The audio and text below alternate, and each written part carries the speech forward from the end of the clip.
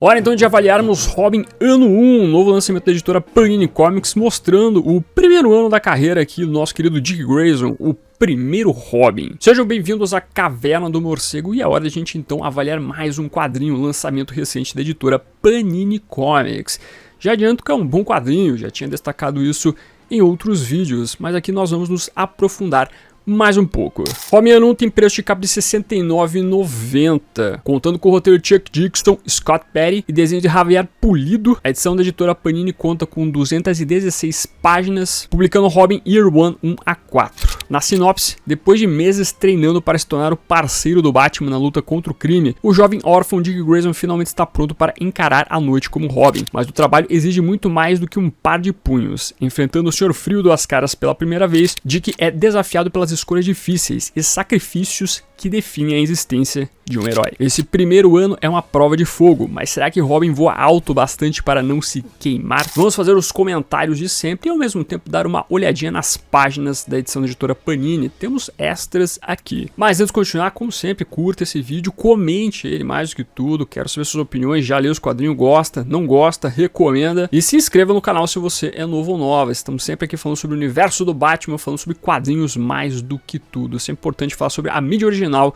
do Batman. O quadrinho Batman 1, que foi publicado lá em 1987, popularizou esse termo do Ano 1, mostrando sempre a origem, os primeiros anos dos heróis que a gente tanto gosta da DC Comics. Hoje em dia você já teve Ano 1 de vários personagens, até no próprio universo do morcego, além do Robin, do Batman, teve da Batgirl, teve do próprio Asa Noturna, que é uma continuação aqui, mais ou menos, de Robin Ano 1, então é uma marca forte. O lance é saber se as histórias têm a mesma qualidade como, por exemplo, o próprio Batman 1. E podemos destacar antemão que o trio Chuck Dixon, Scott Perry e também o Javier Pulido fazem um bom trabalho aqui em retratar esse primeiro ano do Dick Grayson, do primeiro menino prodígio. A perspectiva da história é muito trazida pela visão do Alfred, ao ver então a chegada desse garoto na vida do Batman. A história sabe retratar muito bem o quão importante é a chegada do Dick na Batcaverna, na Mansão Wayne, para deixar as coisas um pouco mais tranquilas. O Alfred é um tanto quanto contrário colocar um menino para fazer parte dessa guerra contra o crime que o Batman emprega, mas ele sabe reconhecer que o Bruce acaba ficando muito mais tranquilo, ficando muito mais feliz em ter um parceiro ao seu lado. Então você vê um aprofundamento na importância do Dick na vida do Batman,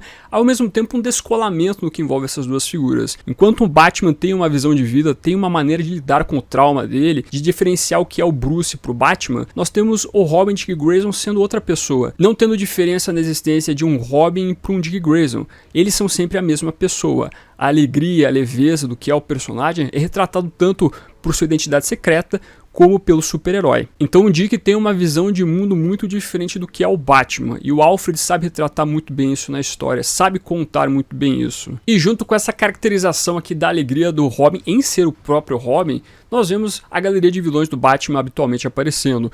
Vilões menores com que o Batman e o Robin precisam lidar. Então você vê, por exemplo, aparecer o Chapeleiro Louco, não um vilão menor necessariamente, mas se você comparar um Duas Caras, um Coringa, ele acaba sendo um pouco mais tranquilo. Mas aí você tem o Mariposa Assassino, o Mestres das Pistas, então a história sabe que começar por baixo envolvendo os antagonistas. E você vai vendo uma crescente. O Robin vai cada vez mais criando confiança em ser um super-herói e cada vez mais se achando como o melhor de todos, o cara que consegue derrotar todo mundo, até que você vê aparecer um vilão um pouco mais complicado aí na vida do Batman, que é o próprio Duas Caras. Lá nos anos 90, na saga Filho Pródigo, o Chuck Dixon construiu uma rivalidade muito forte do Duas Caras contra o Robin Dick Grayson. De certa maneira, o Duas Caras foi o grande vilão dessa saga aí que eu acabei citando. E alguns fatos que ocorrem durante essa história, alguns flashbacks inclusive, são revistos nessa história aqui. A gente passa de novo para um momento onde o Batman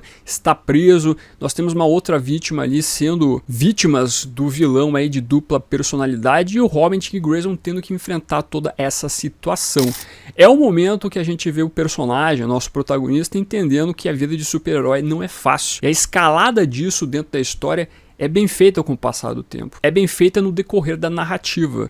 Você realmente precisa quebrar um pouco essa confiança do Robin para ele entender quais são as diferenças de você enfrentar um vilão menor do Batman para alguém que realmente vai ser um carniceiro, alguém que vai acabar com sua vida. Até porque o Duas Caras tem uma relação um pouco mais direta com o Batman, com o futuro comissário Gordon, então você vê esses desenvolvimentos importantes aqui. E o Chuck Dixon e o Scott Perry conseguem também trabalhar muito bem o Duas Caras. Essa história aqui traz um Duas Caras que realmente é muito problemático, muito sanguinário. Então eles não só desenvolvem bem aqui o nosso protagonista Robin, o Batman também, mas o próprio Duas Caras. Junto com tudo isso, você tem a discussão inclusive da própria existência do Robin, se realmente o Batman deve colocar um garoto na sua cruzada contra o crime. Isso vem em discussões do Alfred com o Batman, do Gordon com o Batman. Todo mundo fica preocupado com o fato de ter um garoto, um adolescente ali praticamente com o Batman. Isso não é passar dos limites. Nós sabemos que o Batman tem o seu direito aí de combater o crime da maneira como ele quiser. Quer dizer, não tem o direito na verdade. Mas é diferente quando você coloca uma criança para fazer tudo isso.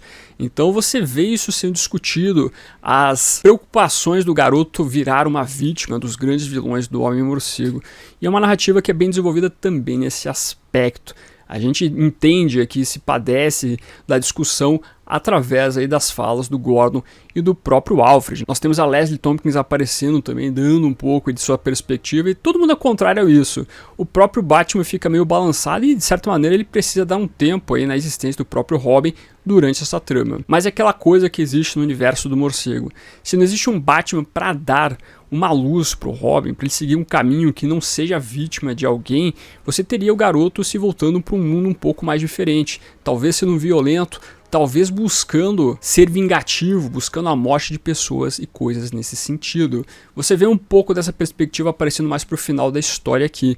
Então é outro ponto importante também. Batman colocar um garoto para combater o crime não é uma coisa certa, mas poderia ser muito pior. O que me incomoda um pouco nessa história de Robin Ano 1 é mais pro final, quando nós temos então ali uma mudança na vida do Robin, ou melhor, do Dick Grayson, ele tendo que se aliar com outras pessoas, e toda a resolução do arco dramático do personagem, do Duas Caras que eles tiveram que enfrentar e coisa nesse sentido, acaba se resolvendo rápido demais. É um tanto quanto anticlimático para mim. Até porque todas essas discussões criadas que eu acabei mencionando, elas não se resolvem necessariamente, nem ao mesmo tempo são mais tocadas, elas ficam por cima, como se ninguém tivesse discutido isso durante a trama. Por isso que o arco de desenvolvimento do personagem, do Robin, da sua relação com o Batman, da existência desse menino prodígio, acaba ficando meio estranho no final. Essas discussões criadas, elas se resolveram, a gente chegou aqui realmente em algo positivo, o Robin deve existir, não deve existir.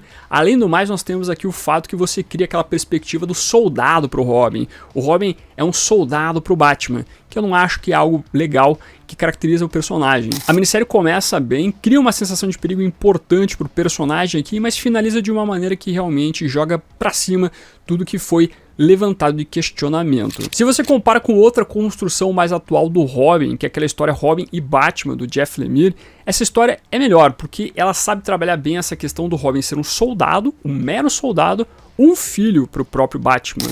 Você traz a leveza do Dick, traz o lance de ele ser uma criança lidando com esse mundo, mas sabe colocar o personagem sendo aquilo que ele é, não um mero soldado do Batman, e sim realmente sendo alguém que traz uma perspectiva diferente na vida do Homem-Morcego. Então meu problema com o Robin Ano 1 é mais pro final realmente. Eles jogam muitas coisas para cima para construir o personagem, tentam realmente trazer um significado diferente para a vida do Batman com a chegada do Menino Prodígio, mas me parece que o final tenta simplificar demais o que é a existência do próprio Robin. Mas, ainda assim, é uma grande leitura, um quadrinho que realmente sabe fisgar você. Eu gosto muito da atmosfera que eles dão aqui para os personagens, tanto Batman, Robin, quanto os vilões, dando aquela pegada um pouco mais dos anos 40, 50. Os próprios uniformes aqui dos vilões, como por exemplo o Vagalume, eles pegam o primeiro uniforme do personagem lá da Era de Ouro. O Sr. Frio vem também na sua versão Sr. Zero, aqui o Duas Caras tem uma aparência do passado também. Então é bom como eles trazem aqui uma história que é para ser atual, mas que traz a carga do passado. Então isso é um ponto muito positivo. Então, no fim, é uma história que sabe trabalhar bem o Robin, sabe trabalhar bem o Batman, sabe trabalhar a existência do Robin, traz boas perspectivas, constrói muito bem aqui o Duas Caras também, mas se perde um pouquinho no final para realmente trazer o que é o significado do nosso querido Menino Prodígio. Mas aí, discorda, não discorda, traga o seu comentário aqui embaixo. E ao mesmo tempo veja outros vídeos do canal, como a última resenha que eu fiz aqui de A Saga do Batman, edição número 35, que também tem Chuck Dixon, hein? veja lá o que eu considerei envolvendo esse quadrinho. Além de você comentar, também trazer aqui suas opiniões do quadrinho, deixa aquele emoji de morceguinho para simbolizar que você ficou até o final do vídeo. E não esqueça aqui de curtir novamente, compartilhe o vídeo e também se inscreva, repito, aqui é o melhor lugar para você ficar muito bem informado sobre o universo do morcego, todo dia com notícias envolvendo o Batman. Show de bola? Então é isso, vou ficando por aqui. Como sempre, no final do vídeo nós temos os membros do canal, a galerinha que mantém este canalzinho aqui de pé. Agradeço demais a colaboração de vocês, bem como de você que faz suas compras através dos links da Panini, Amazon, Magazine Luiza, Submarino e assim por diante. Meu muito obrigado como sempre, e se você está chegando agora e quiser ajudar o canal, os links estarão na descrição. Aproveita que você tá aí, meu amiguinho, dá uma olhadinha no vídeo que está aparecendo agora. É um vídeo que vale seu clique. Agradeço a sua companhia, até a próxima e fui.